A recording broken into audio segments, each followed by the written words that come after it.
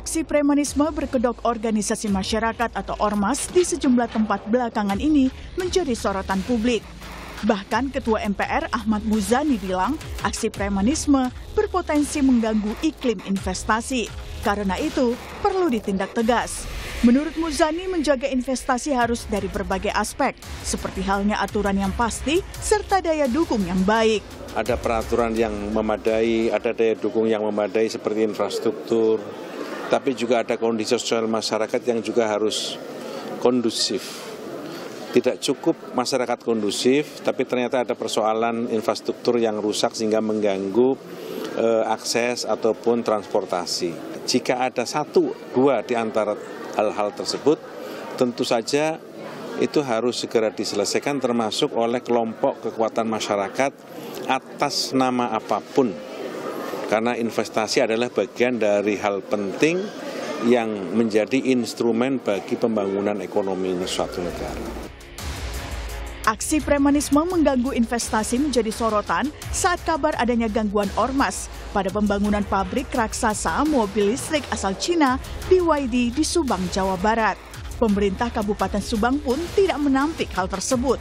Namun, Bupati Subang, Reynaldi Putra Andita memastikan gangguan tersebut sudah diatasi dan memastikan tidak ada lagi premanisme di kawasan industri Subang.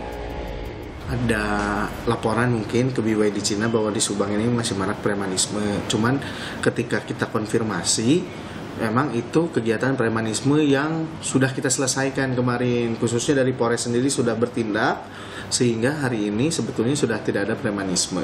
Dan mudah-mudahan ke depannya premanisme itu juga di kawasan-kawasan industri kita sudah tidak ada, karena memang hari ini kita fokus dan concern untuk memberantas premanisme yang ada di Kabupaten Subang. Aksi premanisme meresahkan juga terjadi di Depok, Jawa Barat. Mobil Satreskrim Polres Metro Depok dibakar ormas. Insiden ini terjadi setelah Ketua Ormas TS ditangkap karena terlibat kasus pengancaman dan intimidasi terhadap salah satu perusahaan. Anggota Polres Metro Depok dihadang dan 3 mobil polisi dibakar pada Jumat 18 April dini hari. Selain perusakan mobil, anggota Polres Depok pun terluka. Polisi berhasil menangkap 6 tersangka, sementara 4 lainnya masuk daftar pencarian orang DPO. Saat perburuan, polisi berhasil menangkap 1 pelaku di Siak, Riau. Pelaku berperan menghalangi, memukul polisi, dan merusak mobil. Hingga kini, 3 pelaku lainnya masih dalam pengejaran. Yang pertama, dia melakukan tindakan menghalang-halangi petugas. Ya, dengan secara sadar, dengan secara sengaja, tahu bahwa petugas rekan-rekan kami dari Satreskrim Polres Metro Depok sedang bertugas, dihalang-halangi. Yang kedua, perannya tersangka S alias MS ini adalah memukul petugas yang sedang melakukan tugasnya, yaitu memukul Bribda D. Lalu, tindak tegas apa yang diperlukan untuk menghentikan aksi premanisme berkedok ormas? Tim Liputan Kompas TV.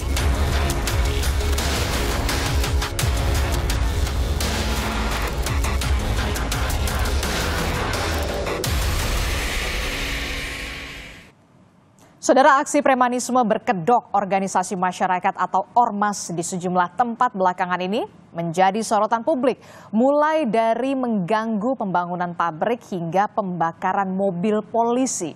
Lalu tindak tegas apa yang bisa dilakukan pada ormas pembuat onar? Sekedar diberi sanksi atau bahkan dibubarkan? Kita akan bahas soal ini bersama dengan sejumlah narasumber melalui sambungan daring. Sudah ada Wakil Menteri Dalam Negeri, Kang Bima Arya Sugiarto. Selamat pagi, Assalamualaikum, Kang Bima. Selamat pagi, Waalaikumsalam. Oke, kemudian juga ada Wakil Ketua Komisi 2 DPR RI dari fraksi PDI Perjuangan, ada Mas Arya Bima. Selamat pagi, Mas Arya Bima. Selamat pagi. Kemudian ada juga Wakil Ketua Umum Kamar Dagang dan Industri atau Kadin, Pak Sarman Simanjorang. Selamat pagi, Pak Sarman. Apa kabar? pagi Aristi, salam sehat dan semangat selalu. Selamat pagi Kang Bima dan Mas Arya. Oke, saya ke Pak Wamendagri dulu, ke Kang Bima. Kang Bima, kalau tadi kita sudah melihat ada sejumlah kasus yang kemudian mencuat begitu, mulai dari kasus yang kemarin di pabrik otomotif di wilayah Jawa Barat, kemudian juga ada soal pembakaran mobil polisi. Nah, kalau Kementerian Dalam Negeri ini merespon hal ini, soal ormas ini, pembuat onar ini, seperti apa? Kalau kita lihat kan sebenarnya sudah ada aturannya, larangan-larangannya yang harus dipatuhi oleh ormas.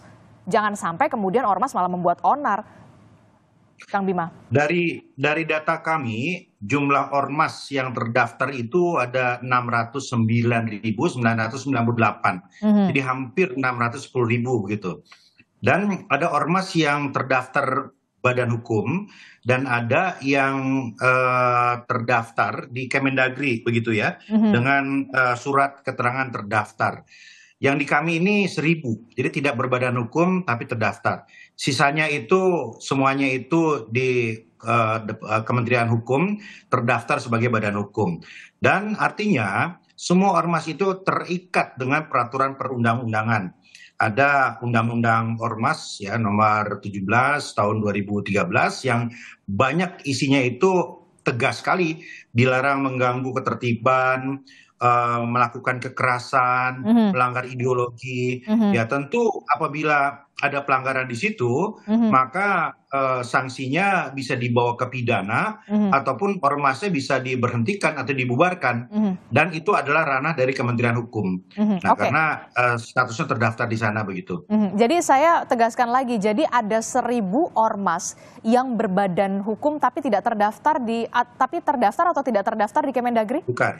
Bukan. Jadi tadi 609.000 itu keseluruhan ormas. Keseluruhan ormas. Ya, tapi ada dua, ada yang berbadan hukum terdaftar di Kementerian Hukum dan ada yang hanya surat keterangan terdaftar di Kemendagri. Jadi tidak ada badan hukumnya. Oke. Gitu.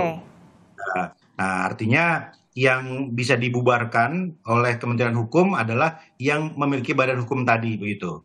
Kalau maaf, saya potong dulu. Kalau yang kasus pembuat onar yang di salah satu produsen mobil listrik Tiongkok ini tercatatnya seperti apa di Kemendagri aduannya? Iya, tentu itu harus dicek lagi statusnya.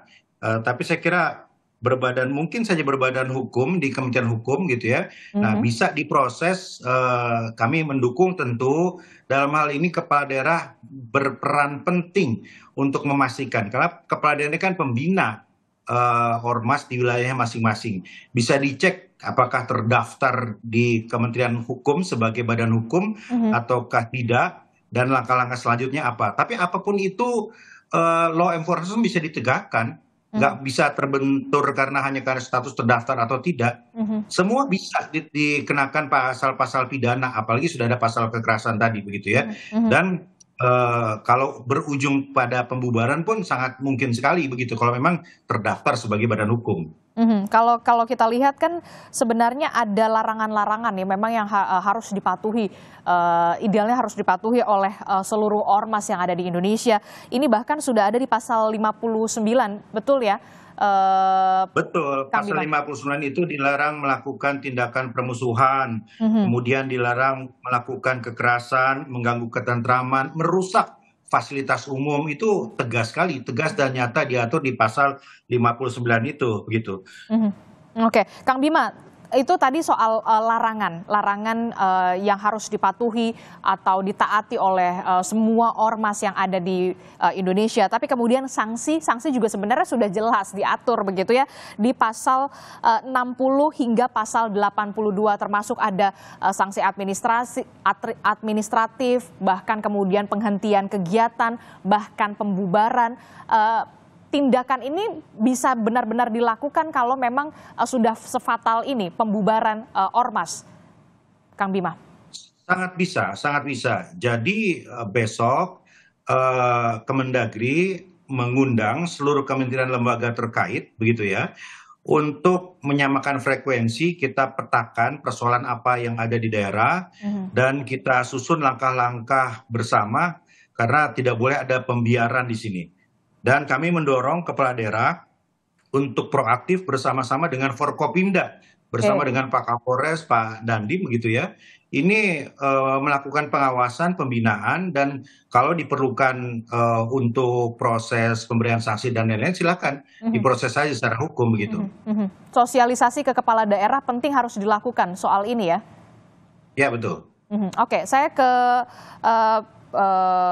Mas Bima. Mas Bima, ini karena mirip sekali namanya begitu ya. Mas Bima, kalau dari DPR ini merespon soal ormas ini yang membuat onar ini bagaimana?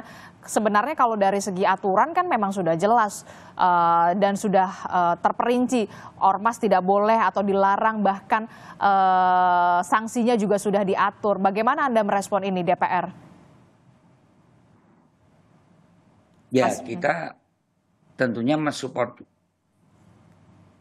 ketegasan dari eksekutif ya, seperti dikatakan Kang Bima ya. Ketegasan ini ya cuma dua, apakah mau dibubarkan atau dibina selanjutnya kan gitu. Kan perlu ada satu evaluasi kegiatan tentang ormas itu kalau memang mengarah pada hal yang terkait dengan pembubaran. Harus dievaluasi, pemerintah harus mengevaluasi terutama yang tadi disebutkan sudah mengganggu atau membuat onar, di mana ada hal yang harus dipastikan terkait tindakan melakukan kegiatan yang melanggar hukum itu yang seperti apa, yang mengancam kondisi kehidupan bermasyarakat kita tuh seperti apa. Ini yang saya kira perlu ada ketegasan biar publik itu juga jelas. Jangan ada kan sudah membuat satu keonaran tetapi seolah-olah dibiarkan. Ini yang ya itu perlu ada satu kepastian tentang hal-hal yang terkait sebenarnya ormas itu bertujuan apa mereka membuat ormas ya. Apakah memperjuangkan hal yang terkait hak-hak masyarakat dalam meningkatkan berbagai kepentingan-kepentingan, karena orang berormas kan kepentingan berbagai macam. Tapi kalau kemudian sudah mengganggu hal yang terkait dengan pelayanan masyarakat ya, yang mengganggu kehidupan masyarakat atau komunitas, itu tentu harus dipantau, harus diawasi, dan butuh satu evaluasi yang kemudian memutuskan untuk itu tetap dibina atau dibubarkan. Nah, ini jadi cuma ada dua pilihan ya, dibina atau dibubarkan? Ya, ada dua pilihan itu aja.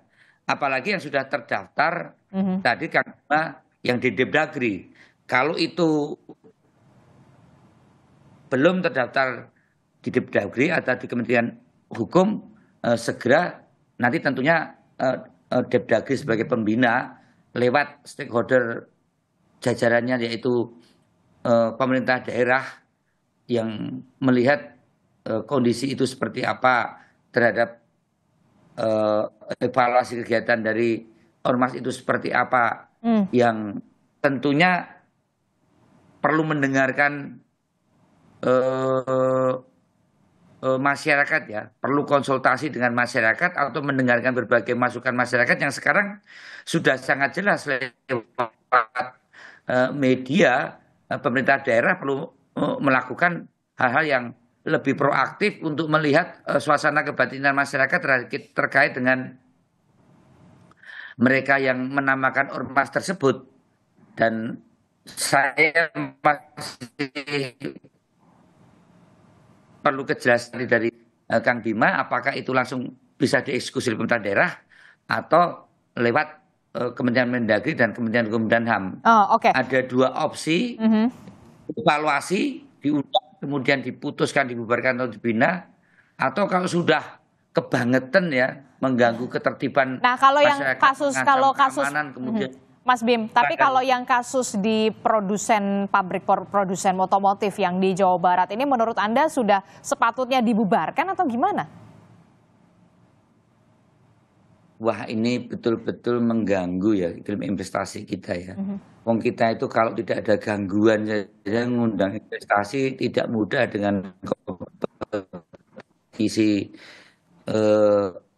persaingan dengan negara-negara di Vietnam, Kamboja, Thailand. Kalau gangguan semacam itu kita nggak atasi, pasti satu diganggu dalam era saat ini kan menyebar.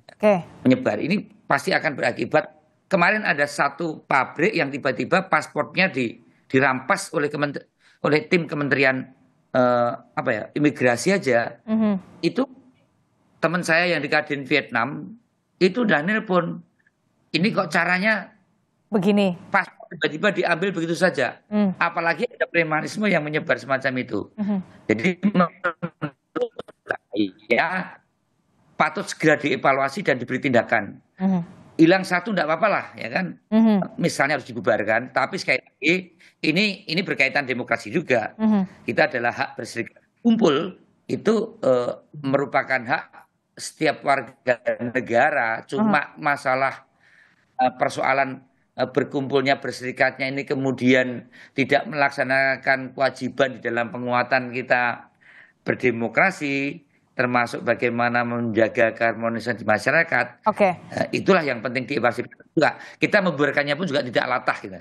Tapi karena begini Mas Bim, pemberian sanksi penghentian kegiatan sementara atau pembubaran ormas tidak bisa dilakukan dengan sembarangan karena harus ada pertimbangan dari Mahkamah Agung hingga DPR.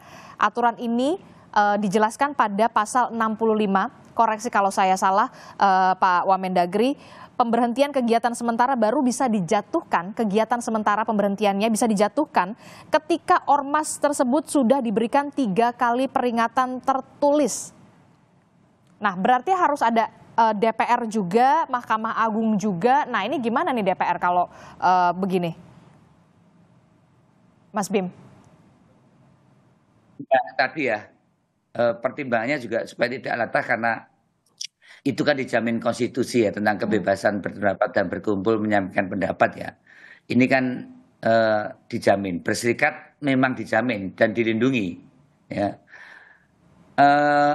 Dilindungi oleh apa? Oleh konstitusi. Karena itu merupakan eksistensi dan ekspresi kita berdemokrasi. Namun demikian harus sangat dicermati, betul-betul dicermati bahwa hak dan kebebasan tersebut bukan tanpa batas. Gitu. Betul. Saya setuju. Tanpa batasnya yang seperti apa? Ya, secara umum memang batasnya adalah etika universal. Hal yang menyangkut kehidupan bersama. Tidak mungkin itu tidak tanpa batas. Nah, tadi dipersoalkan hal yang terkait tanpa batasnya adalah terkait dengan batas kebudayaan dan batas di dalam kita menempatkan dalam keberagaman kita bernegara, berbangsa. Itulah kemudian saya belum tahu persis, nanti kita bisa menjelaskan sejauh mana intoleransi kemudian tanpa tenggang rasa ini tidak dijalankan oleh ormas-ormas tersebut yang inilah perlu ada tindakan represif yang harus dipayungi oleh undang-undang, entah represif dibina atau represif untuk dibubarkan. Sejauh mana ini diatur undang-undang, disitulah saya kira perlunya evaluasi undang-undang tersebut supaya ada hal pencegahan atau penertiban yang bisa dilakukan. Bahkan tadi saya dengar Mendagri hanya pembinaan. Nah itu saya tangkap perlu ada evaluasi soal undang-undang atau aturan itu yang kemudian mengaturnya. Terus kepolisian seperti apa? Mempunyai kewenangannya itu. Saya tangkap perlu ada evaluasi soal aturannya begitu ya.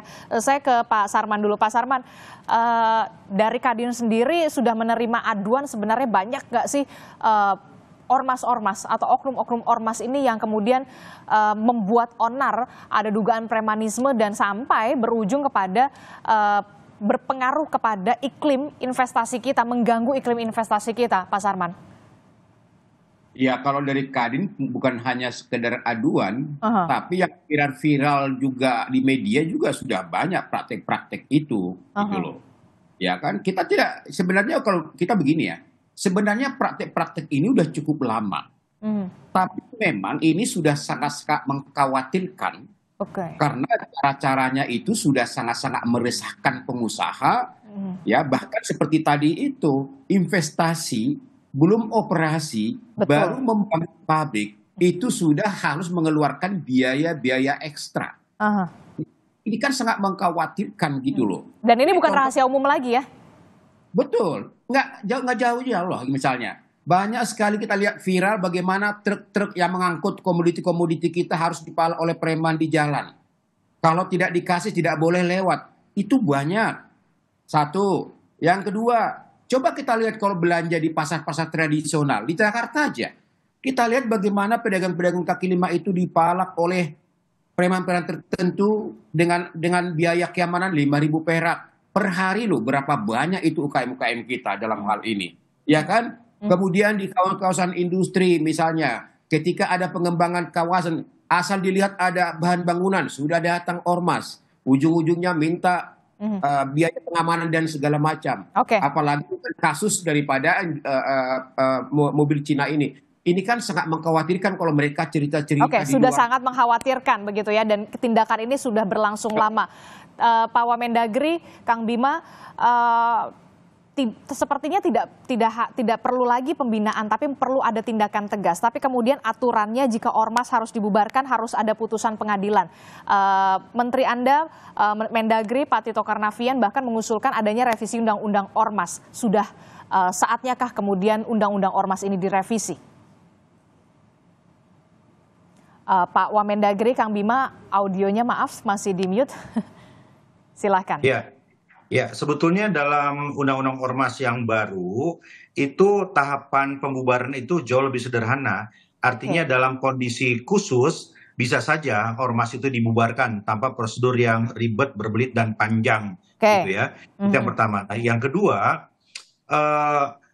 revisi yang dimaksudkan Pak Menteri ini lebih kepada evaluasi secara menyeluruh terkait dengan mekanisme anggaran, ya, transparansi anggaran, karena banyak sekali ormas yang melakukan pungli, menjadi debt collector ataupun sumber dana yang tidak jelas, itu adalah sumber persoalan juga. Jadi ormas ini adalah ormas-ormas yang fokus kegiatannya ya ke arah sana. Nah, artinya perlu mekanisme yang lebih kuat lagi untuk memastikan transparansi itu. Itu poin kedua. Nah, poin terakhir, mari kita bedakan antara ormas yang perlu dibina dan ormas yang memang harus dipertimbangkan untuk dikaji ulang keberadaannya, termasuk opsi pembubaran. Nah, karena itu besok Kemendagri bersama dengan kementerian terkait mengumpulkan juga Kesbang. Nah, ini Kesbang ini jaringan Kemendagri di seluruh Indonesia yang melakukan fungsi pembinaan kepada ormas di bawah pengawasan dari kepala daerah. Nah, kita akan evaluasi semua dan sejauh mana kemudian kita bisa bersama-sama mengambil langkah tegas terkait dengan peristiwa terakhir tadi yang memang meresahkan. Pesan Anda kepada kepala daerah soal ini, karena kan banyak juga kepala daerah yang dalam tanda kutip ya takut ini masuknya ke grey area, area abu-abu begitu ketika sudah berurusan dengan ormas begitu. Apa yang ingin Anda sampaikan, Kang Bima? Kepala daerah itu wajib merangkul semua elemen di daerahnya, tetapi tentu merangkul itu dalam konteks pembinaan yang positif. Nggak boleh melalui pola-pola transaksional, apalagi hanya kepentingan politis gitu.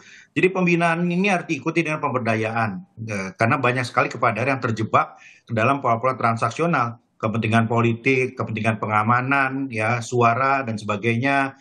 Nah, ada yang seperti itu. Nah, ini harus transformasikan menjadi pembinaan dan pemberdayaan secara ekonomi. Jadi secara jangka panjang ini masalah terselesaikan, bukan hanya masalah-masalah sesaat saja begitu.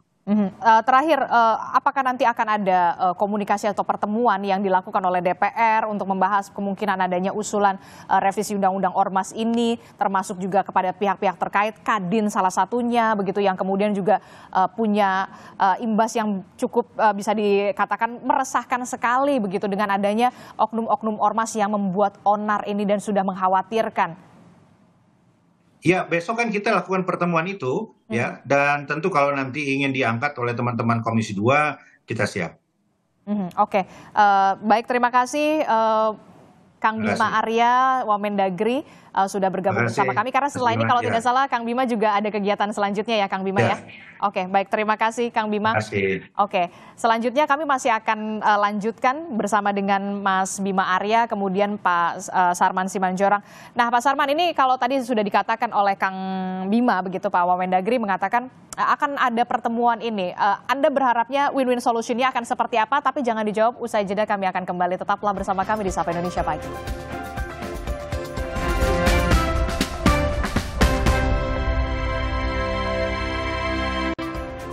Terima kasih Anda masih bersama kami di Sapa Indonesia Pagi. Saudara, masih membahas soal bagaimana tindakan tegas yang harus dilakukan oleh pemerintah. Dalam hal ini ada pemerintah pusat untuk segera menertibkan ormas-ormas yang membuat onar begitu ya.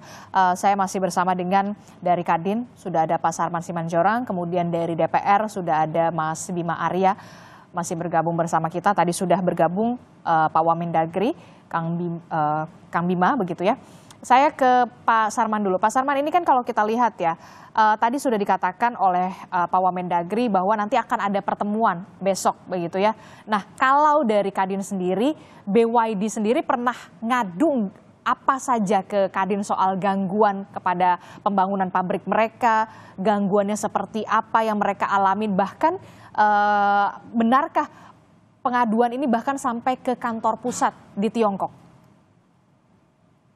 Ya, jadi tentu ini adalah momentum yang sangat tepat kepada pemerintah untuk memastikan bahwa pengusaha-pengusaha Indonesia, calon-calon investor bebas dari gangguan premanisme. Itu harapan kami.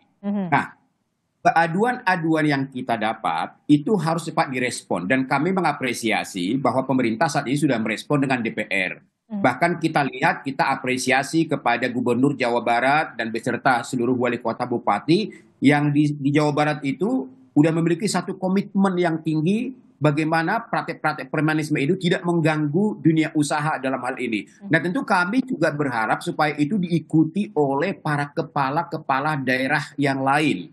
Ya, karena bagaimanapun dalam kondisi situasi ekonomi kita seperti ini, kita sangat membutuhkan iklim usaha dan iklim investasi yang kondusif dalam hal ini. Kita contoh misalnya pabrik China yang saat ini sudah mengadu sampai ke kantor pusat. Nah tentu aduan mereka ini kan sudah sangat mengkhawatirkan berarti. Mereka pasti mengeluarkan biaya yang cukup tinggi. Sehingga memang ya mau tidak mau mereka harus mengadu ke kantor pusat, mungkin ya tidak ada lagi, mungkin di kita agak lambat meresponnya. Dan menurut hemat kami, dan ini adalah merupakan yang pertama, yang terakhir Adisti, supaya ini tidak terjadi lagi. Karena kita sangat mengkhawatirkan kalau sampai praktek-praktek ini sampai kepada calon-calon investor yang lain, ini kan juga akan mengganggu psikologi mereka untuk masuk segera ke Indonesia. Karena apa? Baru mau ada bahan bangunan kita sudah dipalak. Belum operasi sudah mengeluarkan biaya-biaya ekstra. Ya dalam hal ini. Nah sehingga harapan kami bukan hanya kepada calon-calon investor atau mungkin yang sedang membangun, tapi pengusaha-pengusaha yang lain juga yang selama ini marak. Contoh misalnya yang saya katakan tadi, truk-truk kita setiap hari banyak juga yang dipalak oleh preman. Ini jalan-jalan negara, jalan-jalan pemerintah. Kok mereka punya kewenangan apa kalau tidak memberikan uang, truk tidak boleh lewat. Ini kan, dan itu kalau kita lihat transaksinya berapa banyak sehari itu. Satu. Yang kedua, misalnya katakanlah ada banyak tanah-tanah yang kadang-kadang dikuasai oleh preman. Itu juga sesuatu yang kita di depan mata kita. Apa mereka tanah bukan tanah mereka tapi dikuasai oleh preman. Bahkan tadi yang saat itu UKM-UKM kita, pedagang-pedagang kaki lima setiap hari dikutip oleh preman untuk biaya keamanan. Biaya keamanan apa gitu loh. Artinya gini, Adisti, pengusaha itu berapapun akan siap membayar apabila memang itu resmi dari pemerintah dan itu masuk ke kas pemerintah, nggak ada masalah. Tapi ketika itu dapat dari tanda kutip ya, oknum-oknum yang tidak resmi, apalagi dengan cara intimidasi dan juga sampai mengancam kelangsungan, saya rasa ini sesuatu yang harus dibersihkan oleh pemerintah dalam hal ini. Sehingga kami sangat merespon tanggap dari pemerintah yang saat ini sudah melakukan langkah-langkah baik dari kepolisian maupun TNI untuk bisa memastikan bahwa dunia usaha kita bersih dari praktek-praktek daripada premanisme ini. Nah, untuk itu kami berharap ya, tadi disampaikan akan ada memanggil pemerintah-pemerintah kabupaten, provinsi, dan kota. Ya, menurut hemat kami memang perlu dilakukan pembinaan ulang kembali kepada ormas-ormas ini. Tentu ormas-ormas ini kan bisa nanti dipilah-pilah yang mana yang harus dibina. Ya, satu. Yang kedua, bila perlu dilakukan fakta integritas daripada ormas-ormas ini. Kalau mereka melanggar atau katakanlah membuat kerusuhan di tengah-tengah masyarakat, ya mereka juga siap untuk dibubarkan dalam hal ini. Nah, kemudian Adisti, kami juga berharap sudah saatnya memang pemerintah-pemerintah daerah membuka posko-posko pengaduan dalam hal ini.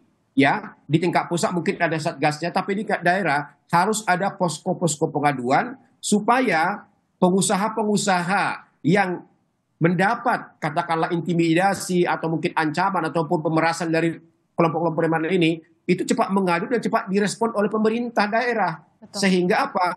Sehingga pengusaha-pengusaha kita tidak memiliki keresahan dalam melaksanakan berbagai aktivitas mereka begitu. Oke, Mas Bim, Anda setuju dengan apa yang disampaikan oleh Pak Sarman Simanjorang ini?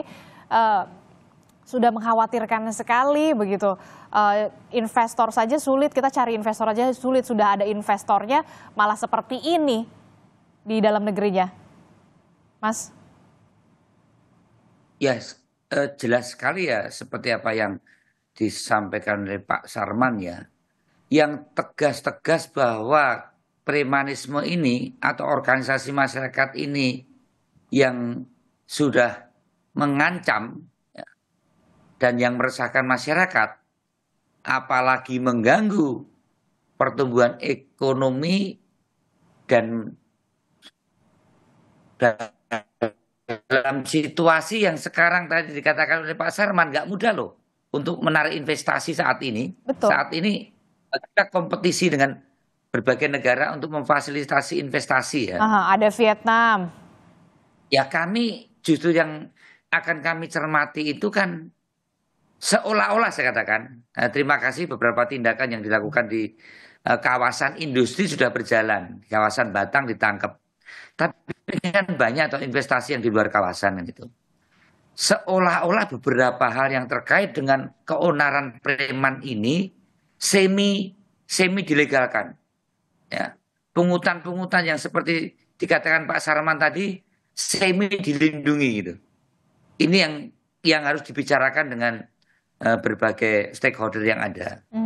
Bahkan mulai menjadi role model beberapa ormas-ormas yang konotasinya dipersepsikan sebagai organisasi yang cenderung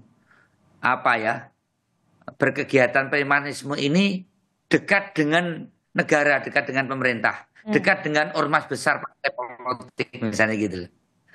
Nah ini yang seolah-olah kemudian ambigu, kemudian diklaim ke bawah bahwa dalam lindungan si A, si B, si C, yang saya baca di media sosial, restoran itu tanpa ada kejelasan formal pengeluaran yang ada secara legal, 3 juta dia keluarkan per bulan hanya untuk biaya keamanan yang itu nyata betul kalau terlambat tempat restorannya itu menjadi tidak aman. Berapa restoran gede gitu ya. Ini yang semacam ini tentu kami akan membicarakan. Dan apakah kemudian DPR akan juga memanggil Kemendagri dan juga pihak-pihak terkait lainnya untuk duduk bareng bersama menyelesaikan, membenahi aturan soal ini, jangan sampai kemudian berdampak yang tadinya mau invest di Indonesia malah beralih mungkin ke Vietnam ya Pak Sarman ya. Itu kan yang kemudian dikhawatirkan. Kita aja udah nyari investor aja udah susah sekarang gitu.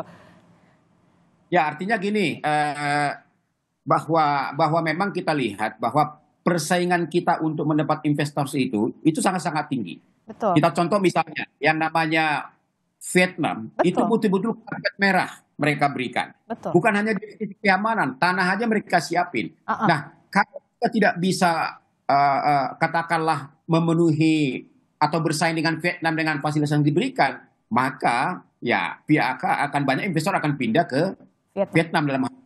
Tapi kita punya keunggulan bahwa niat daripada investor untuk masuk ke Indonesia itu sangat tinggi gitu loh.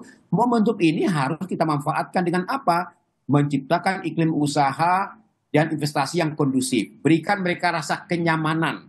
Berikan mereka bahwa negara hadir untuk melindungi mereka dan mereka happy menanamkan modalnya di Indonesia. Itu yang menjadi harapan kami dari pengusaha. Nah tentu dalam hal ini memang tadi Wamendagri sudah menyatakan bahwa akan dilakukan revisi-revisi atau mungkin pembinaan ulang. Ya saya rasa ini momentum yang tepat. Artinya ormas-ormas memang kalau tidak bisa dibina atau juga mengulangi prakteknya ya bubarkan saja gitu loh. Kenapa negara tidak bisa tegas dalam hal ini? Nah, cuman memang menarik juga yang disampaikan oleh Mas Arya Bima tadi. Memang ini perlu koordinasi dengan semua stakeholder dalam hal ini.